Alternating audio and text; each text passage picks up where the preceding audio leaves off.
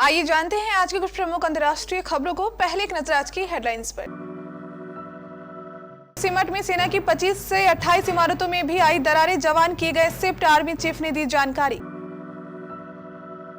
कर्नाटक में पीएम की सुरक्षा में चूक, रोड शो के दौरान कार के करीब पहुंचा युवक, मोदी को माला पहनाने की कोशिश। रामचरितमानस के विवाद को लेकर बोले कुमार विश्वास, भगवान के नाम को निरर्थक कर रहे अशिक्षित मंत्री। दिल्ली सरकार ने केजरीवाल को दिया वसूली का नोटिस, सिर चकराने वाले ये माजरा क्या है। महंगाई से पूरी दुनिया त्रस्त, भारत ने पा लिया काबू, दिसंबर में साल के सबसे। राजस्थान में मावट, मकर संक्रांति से शीतलहर का अलर्ट, जोधपुर में 40 मिनट तक बारिश। पाकिस्तान में आटा आसमान पर और अवाम सड़कों पर, दोषी कौन। पठान का क्लाइमैक्स हुआ रिवील, जॉन इब्राहिम नहीं दीपिका पादुकोण होंगे फिल्म के विलेन।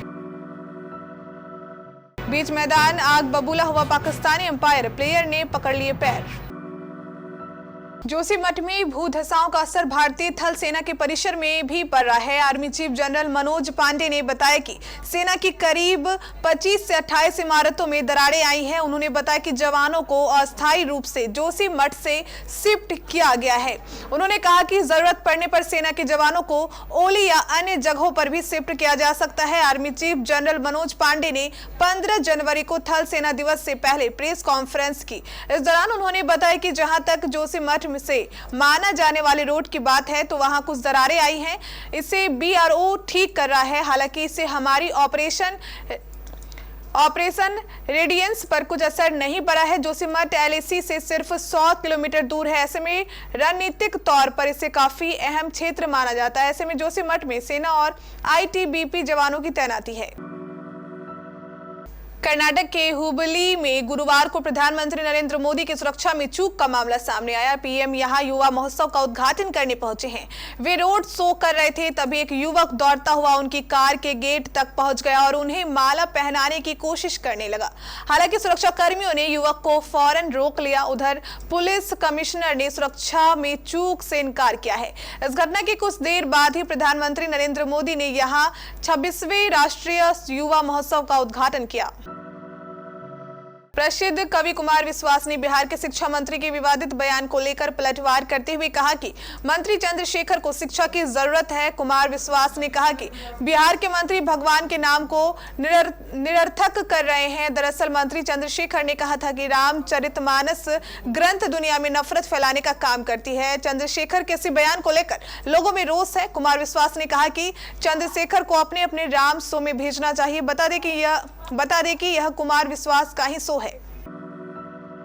राजधानी दिल्ली में उपराज्यपाल और चुनी हुई सरकार के बीच अधिकारों को लेकर टकराव कोई नई बात नहीं है। समय मामला सुप्रीम कोर्ट में भी चल रहा है। एक दिन पहले कोर्ट ने कहा कि ये तय करना होगा कि सेवाओं को कौन नियंत्रित करेगा। कुछ घंटे बाद ही एक नोटिस ने लोगों को कंफ्यूज कर दिया। मामला बड़ा ही दिलचस्प और महत्वपूर्ण है। दरअसल आम लोग किसी भी राज्य सरकार का मतलब उस स्टेट में सत्ता पर काबिज पार्टी की सरकार को मानते हैं। लेकिन जब लोगों ने खबर पढ़ी कि दिल्ली सरकार ने आम आदमी पार्टी को नोटिस जारी कर 10 दिन के भीतर 163.6 करोड़ रुपए जमा करने को कहा तो वे समझ ही नहीं पाए कि माजरा क्या है।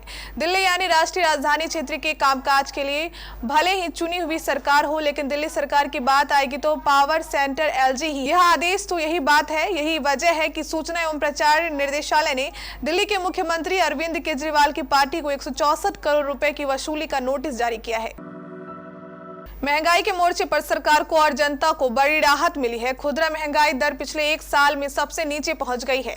आज जारी आंकड़ों के अनुसार दिसंबर में खुदरा महंगाई दर गिरकर 5.72% थी। दरअसल फिलहाल पूरी दुनिया महंगाई से त्रस्त है। इस बीच भारत के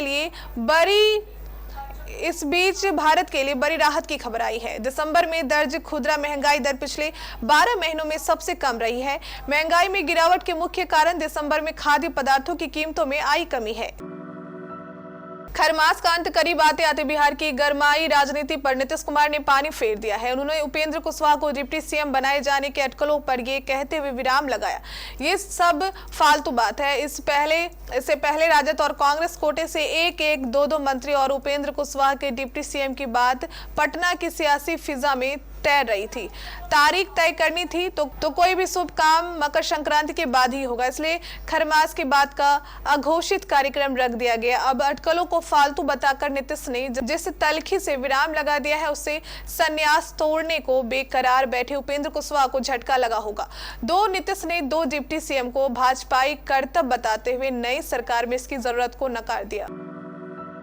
राजस्थान में गुरुवार सुबह से कहीं घना कहीं हल्का कोहरा छाया हुआ है। इससे पहले बुधवार देर रात सीजन की पहली मावट जोधपुर में हुई। वहीं 2 दिन से प्रदेश के अलग अलग हिस्सों में छाए बादल के कारण दिन का तापमान 5-7 डिग्री बढ़ गया है। पूर्वी राजस्थान के जिलों में इसका असर अधिक दिखाई दिया है। मौसम केंद्र जयपुर के मुताबिक 14 जनवरी से सर्दी का पैटर्न फिर बदलेगा और तेज सर्दी का दौर शुरू होगा। केंद्र के अनुसार 15-16 जनवरी से राजस्थान में बर्फीली हवा चलने लगेगी और तापमान 4 से 5 डिग्री सेल्सियस तक औरतों के लिए ये बात अच्छी नहीं है कि वो 20 किलो आटे की थैली के लिए कई दिन तक सड़कों पर बैठकर इंतजार करें। बड़ी संख्या में हम औरतें भी कई घंटे अलग अलग जगहों पर आटे की खरीदारी के लिए बैठी रहती हैं। इस दौरान अगर किसी को पेशाब की जरूरत हो तो वो कहाँ जाएगी? ये कोई इज्जत की बात तो नहीं है ना। ये कहना है बलूचिस्तान की राजधानी क्वेटा में बरोरी रोड इलाके की 70 वर्ष इमाम बीबी की, जिन्हें सोमवार को क्वेटा रेलवे स्टेशन के सामने कई घंटे इंतजार के बावजूद सरकारी रेट पर मिलने वाली आटे की थैली नहीं मिल सकी। बॉलीवुड के किंग खान की वापसी हो चुकी है। पठान का ट्रेलर देखने के बाद फैंस तो ऐसा ही कह रहे हैं। वहीं दीपिका पादुकोण के लुक पर भी जमकर चर्चा हो रही है। जब से ये ट्रेलर रिलीज हुआ है, यूट्यूब की नंबर 1 ट्रेंडिंग लिस्ट में चढ़ा हुआ है। शाहरुख खान जहां देश को बचाने की जद्दोजहद में लगे दिखाई दे रहे हैं, वहीं जॉन इब्राहिम देश को तबाह करने की पूरी कोशिश में है। लेकिन इस सब के बीच फिल्म में दीपिका के कैरेक्टर पर फैंस को डाउट हो रहा है। पठान ट्रेलर में पूरी देशभक्ति दिखाई गई है। रिलीज के 19 मिनट में ही पठान के ट्रेलर ने 1 मिलियन व्यूज के आंकड़े को पार कर लिया था। एक्शन पैक्ड ट्रेलर में शाहरुख और जॉन के बीच जबरदस्त फाइट देखने को। न्यूजीलैंड ने पाकिस्तान को दूसरे वनडे मुकाबले में 79 रनों से मात दी थी। न्यूजीलैंड की जीत के हीरो डेवॉन कॉनवे रहे, जिन्होंने 101 रनों की शानदार पारी खेली। इस जीत के साथ ही कीवी टीम ने 3 मैचों की सीरीज में 1-1 की बराबरी कर ली। सीरीज का तीसरा एवं आखिरी मुकाबला कराची में ही 13 जनवरी को खेला जाएगा। मुकाबले के दौरान अंपायर अलीम डार सुर्खियों में रहे, जिन्होंने चोट लगने के बाद गुस्से में पाकिस्तानी खिलाड़ी का स्वेटर जमीन पर फेंक दिया। यह पूरा वाकया न्यूजीलैंड की पारी के 36वें ओवर में हुआ था, जिसे हारिश रऊफ ने फेंका था। उस ओवर में ग्लेन फिलिप्स ने एक गेंद को डीप स्क्वायर लेग की ओर फ्लिक किया और सिंगल के लिए दौड़ पड़े। तभी उस एरिया में मौजूद वसीम जूनियर ने गेंद पकड़कर नॉन स्ट्राइक एंड की ओर थ्रो कर दिया।